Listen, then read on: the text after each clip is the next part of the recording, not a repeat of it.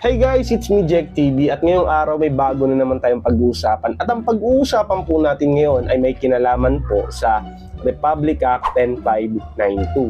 Now, ano po ba ang 10592, sir? Sinasabi dito sa batas na ito na ang good conduct time allowance ay pinagkakaloob po sa isang PDL or yung persons deprived of liberty na kung sila po ay binibigyan ng sapat na kalayaan, no?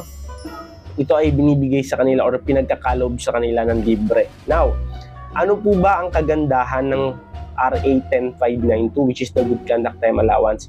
Mas pinaiikli po or mas binibigyan pansin ang sentensya ng isang PDL kahit siya po ay nakagawa ng kasalanan. Now, noong unang batas, bago pa man ma-amend ang Republic Act 10592, hindi po binibigyan ng GCTA ang mga heinous crime which is yung mga murder, rape, etc. etc. Now, sa bagong batas na naglabas ang Supreme Court, sinasabi dito na kahit ikaw ay heinous crime, ikaw ay pagkakalooban ng bagong batas which is the GCTA, na.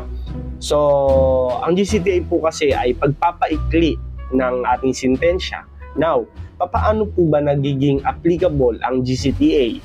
Ang GCTA ay applicable kapag ikaw ay nakapag-serve sa loob ng piitan, kapag ikaw ay nakagawa na ng mahigit 1 taon hanggang 2 taon, ikaw ay pagkakalooban ng 20 days each month. No? 20 days each month. So, within 2 years, magkakaroon ka po ng sapat na 480 days na deduction sa iyong sentensya. Now, kapag ikaw naman po ay nakabuno ng 3 years to 5 years, ikaw ay pagkakalooban ng 23 days each month.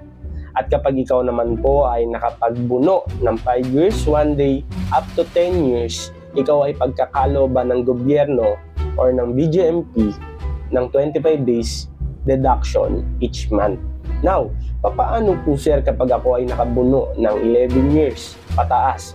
Ikaw ay pagkakalooban naman ng 30 days and above. Kapag ikaw naman daw ay nagtuturo, no? Nagtuturo sa loob, ikaw ay magbibigyan or ikaw ay bibigyan ng additional 15 days deduction sa iyong sentensya.